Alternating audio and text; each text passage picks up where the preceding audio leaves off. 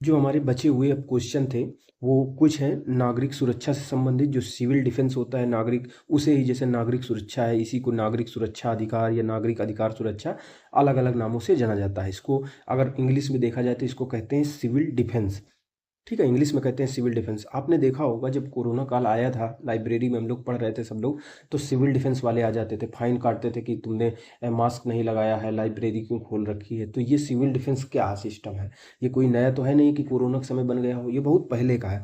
तो इसी के बारे में हमको पढ़ना है कि ये होता क्या है, कैसे काम करता है, क्या इसका इतिहास होता है, जिसको अच्छी तरह से हम देखेंगे। ठीक है, एक एक करके देखेंगे। 4-5 क्वेश्चन इससे इससे रिलेटेड है, और आगे जो कुछ क्वेश्चन, 2 क्वेश्चन उससे रिलेटेड है कि जो कानून व्यवस्था है उससे आप क्या समझते हैं, और उत्तर प्रदेश में कानून व्यवस्था का ढांचा क्या है। ठीक है ना, उत्तर प्रदेश में कानून व्यवस्था का ढांचा क्या है, और कानून जो व्यवस्था उत्तर प्रदेश में स्थापित हुई है तो उसकी विभिन्न इकाइयाँ कौन कौन सी हैं।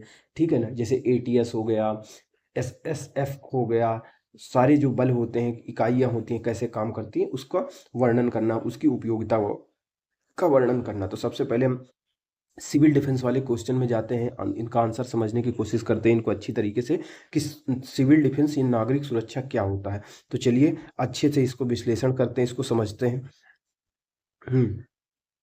देखिए, सबसे पहले जो क्वेश्चन है इस बुक में है उनको एक एक करके देख लेते हैं क्या है। जो पहला क्वेश्चन वो ये कह रहा है, जो है, नागरिक सुरक्षा के यानी सिविल डिफेंस के प्रकार, कितने प्रकार का होता है सिविल डिफेंस। ठीक है, इसके प्रकार कितने होते हैं और इसमें किया क्या जाता है, इसके कार्यों की विवेचना कीजिए, यानी कितने तरह का होता है, इसके कार्य क्या क्या होते हैं, और उत्तर प्रदेश में यह कितना प्रभावी है, यानी उत्तर प्रदेश में किस हद तक प्रभावी, इसका उल्लेख करना है। फिर अगला पूछता है कि ये आप क्या समझते हैं सिविल डिफेंस यानी नागरिक सुरक्षा से। प्रदेश में नागरिक सुरक्षा हेतु सरकार ने क्या किया है, क्या क्या प्रयास किए गए हैं, उसी को नागरिक सुरक्षा, उसी को नागरिक सुरक्षा अधिकार, उसी को नागरिक अधिकार सुरक्षा अलग अलग नामों से कह दिया जाता है। उत्तर प्रदेश में नागरिक सुरक्षा हेतु किए जाने वाले मुख्य काम, उत्तर प्रदेश में क्या क्या किया जाता है नागरिक सुरक्षा के लिए, और जब नागरिक सुरक्षा के लिए हम काम कर देते हैं तो उसके लाभ क्या क्या होते हैं, इसके बारे में पढ़ना है। नागरिक अधिकार सुरक्षा एवं आपदा प्रबंधन, भाई आपदा प्रबंधन भी तो कह सकते हैं। तो आपदा प्रबंधन के मध्य क्या संबंध है, यानी आपदा प्रबंधन, जब कोई आपदा आ जाती है तो उसका प्रबंधन करने में भी जो सिविल डिफेंस होता है, नागरिक सुरक्षा होता है, ये मदद करता है। ठीक है, नागरिक सुरक्षा अधिकार के कार्य क्षेत्र क्या होते हैं, किन किन क्षेत्रों में काम करता है, और कोविड काल में क्या क्या प्रयास किए गए, इससे क्या क्या लाभ हुए, इसके बारे में पढ़ेंगे। तो इसी को हम आसानी से समझ सकते हैं कि इसमें क्या क्या दिया हुआ है। देखिए, सबसे पहले दिया हुआ है कि नागरिक सुरक्षा क्या है। चलिए, गलती हो गई, सॉरी। हाँ, तो नागरिक सुरक्षा के बारे में पढ़ रहे हैं कि नागरिक सुरक्षा है क्या, इससे आप क्या समझते हैं। ठीक है, नागरिक सुरक्षा से आप क्या समझते हैं, ये कितने प्रकार का होता है, इसमें क्या क्या किया जाता है, इसके लाभ क्या क्या होते हैं। ठीक है, सरकार ने इस दिशा में क्या क्या प्रयास किया है, इसके बारे में पढ़ेंगे। इसके कार्य क्षेत्र क्या होता है, आपदा प्रबंधन से इसका क्या संबंध होता है, और हमारे उत्तर प्रदेश में ये कितना प्रभावी है उसके बारे में पढ़ना है, और ये कैसे प्रारंभ हुआ था, इसका इतिहास क्या था। ये सारी चीज़ें हम पढ़ेंगे एक एक करके अच्छी तरीके से। तो यही समझते हैं। देखिए, इसका इतिहास ये है कि जब जर्मनी और ब्रिटेन के बीच में युद्ध लड़ा जा रहा था, तो जर्मनी द्वारा ब्रिटेन पे बमबारी की जा रही थी और उसके बहुत सारे नागरिक मारे जा रहे थे। तो उसी उनकी संपत्ति नष्ट हो रही थी, जैसे नागरिक है उसका घर नष्ट हो रहा है, उसकी संपत्ति नष्ट हो रही है, बच्चे मारे जा रहे हैं, बूढ़े मारे जा रहे हैं, उनकी जो निजी संपत्तियां हैं, बड़े बड़े उद्योग हैं, वो ध्वस्त हो रहे हैं। तो वहीं से ये कॉन्सेप्ट निकल के आया था, सिविल डिफेंस या नागरिक सुरक्षा या नागरिक सुरक्षा अधिकार या नागरिक अधिकार सुरक्षा। ठीक है ना, इसमें क्या हुआ था, एक कानून बनाया गया था, और वहां पे ब्रिटेन में हुआ था एक एक बाकायदे, एक पूरी तरीके से एक नियम बना करके एक एजेंसी की तरीके तैयार कर दी गई थी कि किस प्रकार से युद्ध के समय जब बमबारी हो रही हो, ठीक है, कोई देश हमला कर दे या कोई हमारे देश में आपदा आ जाए, कोई बमबार्डमेंट हो जाए, किसी से युद्ध चालू हो जाए, या फिर कोई अन्य आग लग जाए, या कोई भी अन्य आपदा आ गए, तो किस प्रकार से हम अपने नागरिकों को बचाएंगे, उनकी जान माल की रक्षा करेंगे, उनकी संपत्ति से उनकी सुरक्षा करेंगे। तो इसी से संबंधित ये लाया गया था। और भारत में कब ये एक्टिव हुआ था, ब्रिटेन में एक्टिव हुआ था तब जब जर्मनी और ब्रिटेन का युद्ध चल रहा था। भारत में कब इसको लाया गया था, इसके कॉन्सेप्ट को, जब हमारा चीन के साथ युद्ध चल रहा था 62 में लगभग, उसी समय इसको लाया गया था। तो इसमें होता क्या है, अगर आसान भाषा में इसको समझें तो नागरिक सुरक्षा या नागरिक सुरक्षा या सिविल डिफेंस, वह व्यवस्था है, ये एक प्रकार की ऐसी व्यवस्था होती है जिसके द्वारा आम नागरिकों को किसी आपदा या युद्ध जैसी स्थिति से बचाया जाता है। सरकार द्वारा इसको बचाया जाता है, उन्हें सुरक्षित रखा जाता है। यानी ये आम नागरिकों को कोई युद्ध हो गया, आपदा आ गई, उसकी स्थिति में बचाया जाता है, उनको सुरक्षित रख जाता है। जब किसी देश पर कोई देश दुश्मन देश हमला कर दे, बमबारी हो रही हो या कोई प्राकृतिक आपदा आ जाए, जैसे भूकंप आ जाए, ज्वालामुखी फट जाए या बाढ़ आ जाए, भूस्खलन हो जाए, बादल फट जाए, जैसे या फिर कोई मानव जनित आपदा हो जाए, किसी कंपनी में कोई जैसे वो हो जाए, जैसे भोपाल गैस त्रासदी हुई थी तो मानव जनित आपदा हो जाए। ऐसी स्थिति में मान लो कोई इमारत गिर गई है, लोग फंसे हुए हैं, भूकंप आ गया है, लोग फंसे हुए हैं, बिल्डिंग के नीचे दब गए हैं, कोई महामारी जैसे कोविड-19 आ गई, बाढ़ आ गया, भूस्खलन आ गया, हिमस्खलन आ गया, आग लग गई, तो ऐसी स्थिति में, ऐसी खतरे की स्थिति में, ये जो चल रहा है, ऐसी खतरे की स्थिति में सामान्य लोगों अर्थात आम नागरिकों की जान, उनकी घर, उनकी संपत्ति आदि को बचाने के लिए जो काम किया जाता है उसे ही हम नागरिक सुरक्षा या सिविल डिफेंस कहते हैं। ठीक है। अब सिविल डिफेंस में क्या होता है, कई चीज़ें होती हैं, लोगों नागरिकों की जान की सुरक्षा की जाती है। उनका जैसे आपदा आ गई तो पहले क्या किया जाता है, जब आपदा नहीं आई होती है तो नागरिकों को ट्रेनिंग दी जाती है, सुरक्षा दी जाती है, उनको ट्रेनिंग दिया जाता है, समय समय पर ट्रेनिंग दिया जाता है।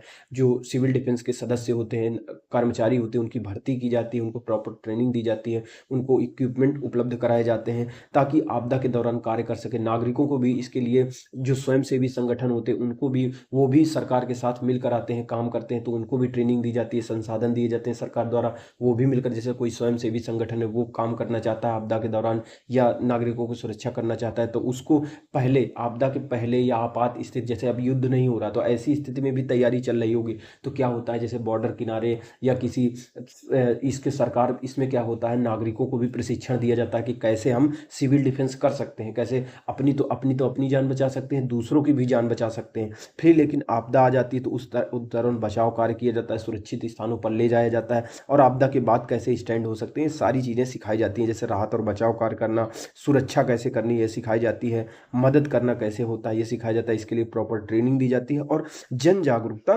फैलाई जाती है। तो इस संबंध में जो जो क्वेश्चन है उसको एक एक करके हम समझेंगे, देखेंगे। तो सबसे पहला जो हमारा क्वेश्चन है, वो क्वेश्चन है नागरिक सुरक्षा के प्रकार।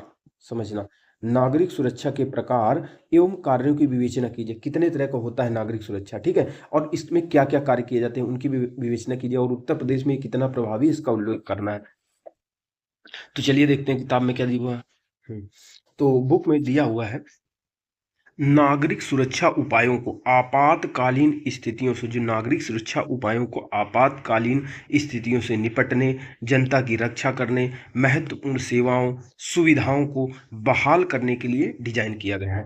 जो जो सिविल डिफेंस से संबंधित जितने भी उपाय होते हैं उनको इस प्रकार से डिजाइन किया गया है कि आपातकालीन स्थिति से निपटा जा सके। कोई आपदा आ जाए, युद्ध हो जाए, संघर्ष हो जाए, तो आपातकालीन जो स्थिति उत्पन्न हुआ है उससे कैसे निपटा जाए, ठीक है, जनता की कैसे रक्षा की जा सके, कैसे जैसे बिजली होता है, पानी होता है, ये सारी चीज़ें होती हैं, इंटरनेट होता है, इसको कैसे महत्वपूर्ण जो सेवाएं होती हैं जिनसे जनता लोगों का जीवन चलता है, मान लो बिजली चली गई, सड़क टूट गई, तो इन महत्वपूर्ण सेवाओं और सुविधाओं को कैसे बहाल किया जाता है उसी तरीके उसके लिए डिजाइन किया गया है। किसको? नागरिक सुरक्षा उपायों को।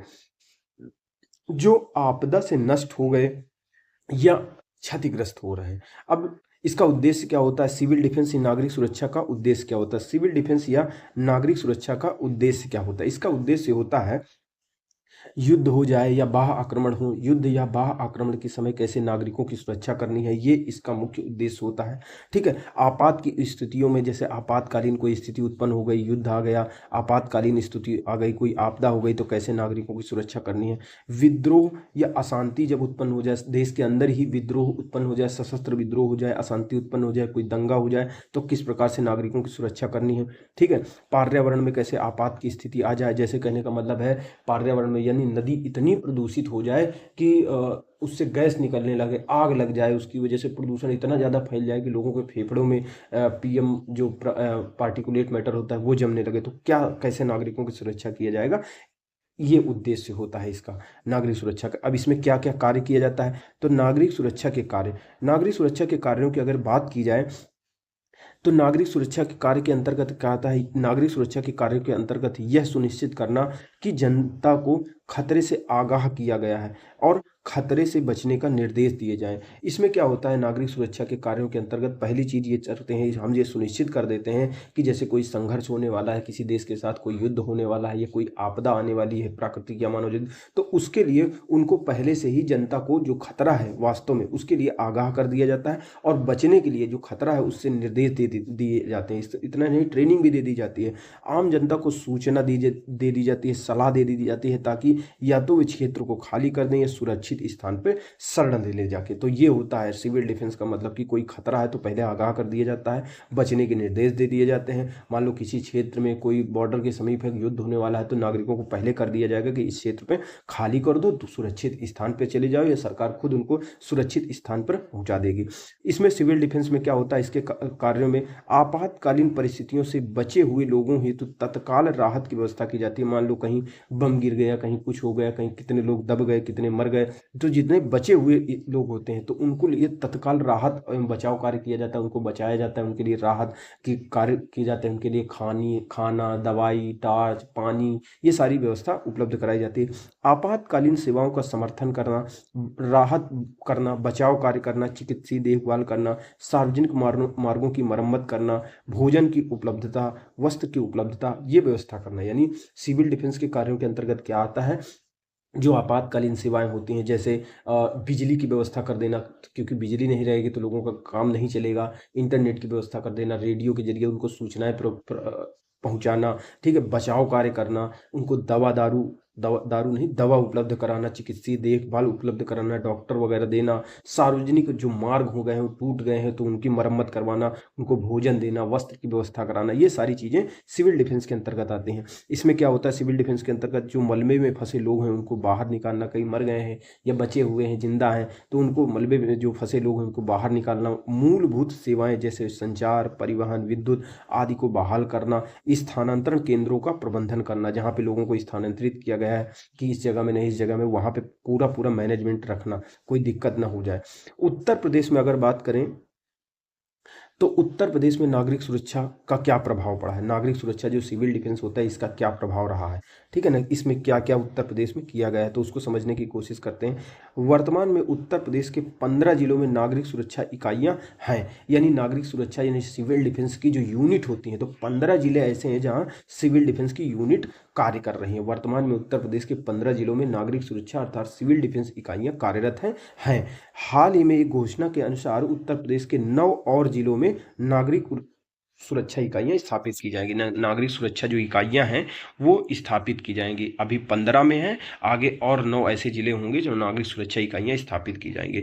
इसके अलावा जो लखनऊ है, लखनऊ के जो केंद्रीय नागरिक सुरक्षा प्रशिक्षण संस्थान है उसको सेंटर ऑफ एक्सीलेंस के रूप में विकसित किया जाएगा। यानी जो लखनऊ में एक केंद्रीय नागरिक सुरक्षा प्रशिक्षण संस्थान है जहाँ नागरिक सुरक्षा सिविल डिफेंस से संबंधित लोगों को प्रशिक्षण दिया जाता है, चाहे कर्मी हो उनको, उसको सेंटर ऑफ एक्सीलेंस के रूप में विकसित किया जाएगा कि उत्कृष्ट केंद्र के रूप में। नागरिकता संशोधन अधिनियम के खिलाफ प्रदर्शन में इसमें कहा जा रहा है कि जो नागरिकता एनआरसी सीए के दौरान जो प्रोटेस्ट हुआ था उसके जब प्रदर्शन हो रहे थे तो प्रदर्शनों में नागरिक सुरक्षा दलों ने, जो नागरिक सुरक्षा की यूनिट थी, जो सिविल डिफेंस के लोग थे, उन्होंने क्या किया था, अब इतनी बड़ी भीड़ है, मान लो कोई अफवाह फैल गई, अफरा तफरी मिल गई तो हजारों लोग मर जाएंगे खाली एक भगदड़ में। तो उस समय जब विरोध प्रदर्शन हो रहा था, बहुत ज्यादा प्रदर्शन हो रहा था, तो उस समय नागरिक सुरक्षा दलों ने, जो सिविल डिफेंस की यूनिट थे, जो ग्रुप थे, उन्होंने क्या किया था, अफवाहें फैलने से रोका था, रोकने और शांति बनाए रखने में जिला प्रशासन के साथ मिलकर अहम भूमिका निभाई थी। अफवाहें फैलने से रोकने में बहुत महत्वपूर्ण भूमिका निभाई थी, जिसकी वजह से शांति बनी रही थी, कोई बड़ी अनहोनी नहीं हुई थी। वर्ष 2019 के लोकसभा चुनाव में भी इन स्वयंसेवकों ने मतदाता जागरूकता अभियान में प्रभावी भूमिका निभाई थी। तो ये जो इसके लिए कुछ जो सिविल डिफेंस के लिए कुछ स्वयंसेवी भी होते हैं, मान लो कोई एनजीओ है, वो भी सोचता है कि हम अपने नागरिकों के, अपने देश के नागरिकों को मदद करें, तो उन्होंने, जो सिविल डिफेंस के स्वयंसेवी होते हैं, उन्होंने मतदाता जागरूकता अभियान में महत्वपूर्ण भूमिका निभाई थी। अफवाहें न फैलें, जब सीएए और एनआरसी के खिलाफ विरोध प्रदर्शन हो रहा था तो उस दौरान अफवाहें न फैलें, शांति बनी रहे, ठीक है, उसमें महत्वपूर्ण भूमिका निभाई थी। किसी भी आगे अगर बात करें, किसी भी सार्वजनिक पहल में स्वयं सेवकों की भागीदारी महत्वपूर्ण भूमिका निभाती है। मान लो कोई काम हो रहा है, लेकिन अगर उसमें स्वयं सेवक शामिल हो गए, स्वेच्छा से अपना देश की सेवा में लगे हुए हैं, देख रहे हैं कि काम सही तरीके से हो रहा है, नहीं सड़क बन रही है, पहुंच गए जाके कि कितना डामर डाला गया है, कितना कंक्रीट भरा गया, कितना सरिया बना गया। तो इस तरह के जो स्वयं सेवक होते हैं, ये महत्वपूर्ण भूमिका, क्योंकि सरकार तो हर समय वहां नहीं जा सकती है। वे न केवल प्रशासन के कार्यों की एक विस्तृत श्रृंखला में मदद करते हैं, बल्कि लोगों की धारणा को भी बदलने का काम करते हैं।